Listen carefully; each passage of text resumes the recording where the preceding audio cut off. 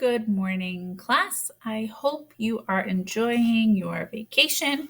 I am. I am just going to be recording chapters 20 and 21 of the Chocolate War, and then there will be a second recording for chapters 22 and 23.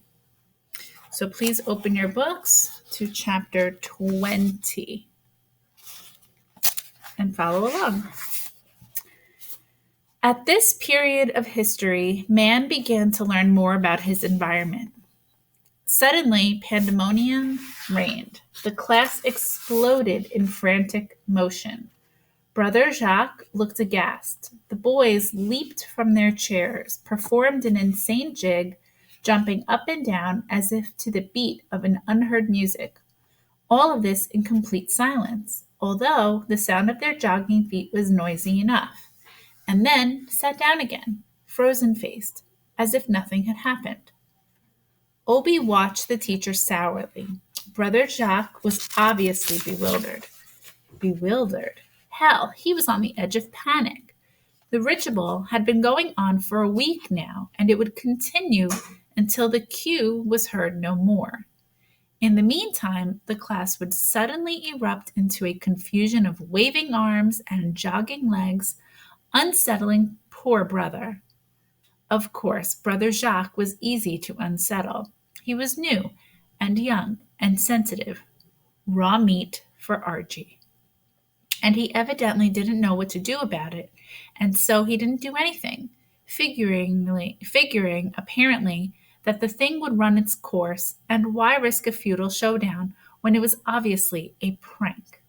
What else could it be? Okay, so something is happening in this teacher's classroom. His name is Brother Jacques. Seems like a new teacher.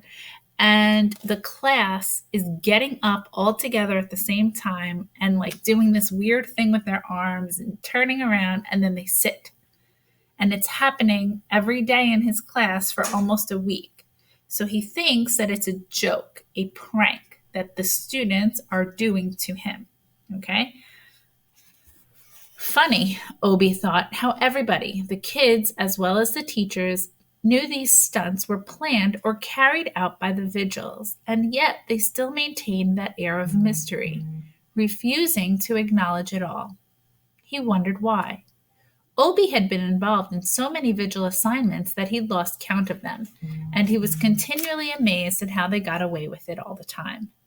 In fact, he'd been getting tired of the assignments, of playing nursemaid for Archie, and his trigger man as well.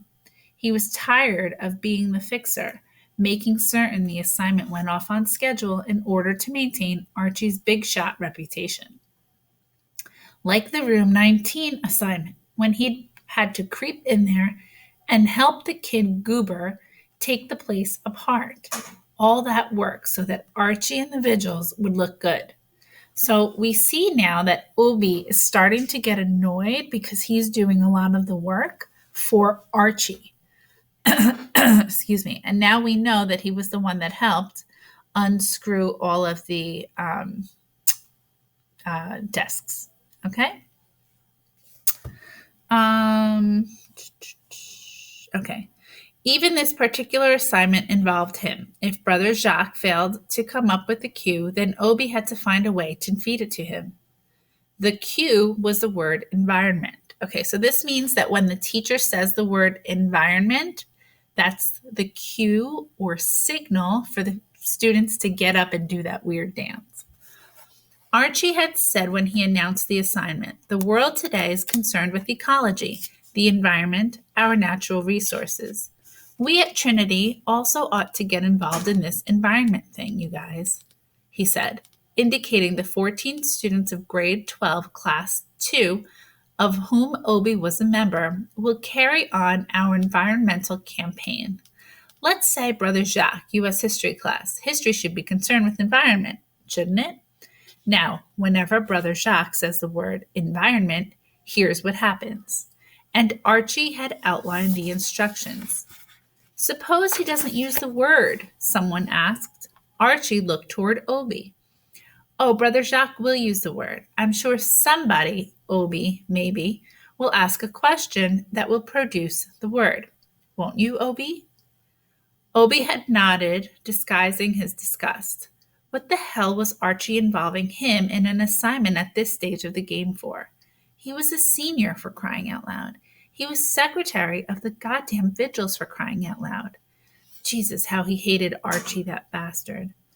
A new kid, a transfer from Monument High, asked, "What happens when Brother Jacques finds out we're putting him on? When he finds out that the key word is environment?" "Then he stops using it," Archie said, which is the point of the whole damn thing. "I'm getting sick and tired of all this environment crap, and at least we'll have one teacher in the freaking school who'll cross it off his vocabulary list." For his part, Obie was getting sick and tired of Archie, of picking up the pieces behind him, of performing those little services like Room 19, or cueing in Brother Jacques, feeding him a question that could only lead to the word environment in the answer. Anyway, he was getting fed up with the entire deal, and he was also biding his time, waiting for Archie to overreach himself, to make a mistake. The black box was always there, and who could tell when Archie's luck would run out?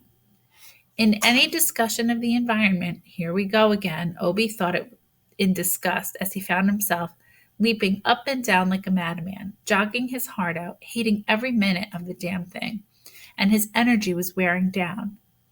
Brother Jacques used the word environment 5 more times in the next 15 minutes.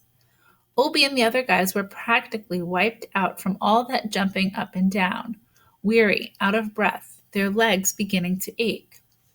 When Brother Jacques uses the word a 6th time and a weary battalion of students struggle to their feet to perform their task, Obie saw a small smile play on the lips of the teacher. And he knew immediately what happened. Archie, that bastard, must have tipped Brother Jacques off, anonymously, of course, to what was going on.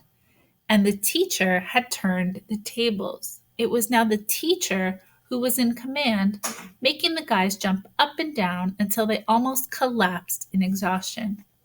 When they left the classroom, there was Archie leaning against the wall, that smirk of triumph on his face. The other guys didn't realize what had happened, but Obie did. He gave Archie a look that would shrivel anybody else, but Archie just kept that silly smile on his face. Obie stalked off, insulted, injured. "You bastard," he thought. "I owe you for that." Okay, so chapter 20 is really showing us the relationship between Obie and Archie changing, because Obie is tired of listening to Archie tell him what to do. So this is an example of where we see the teacher changing the roles and making the students in the class.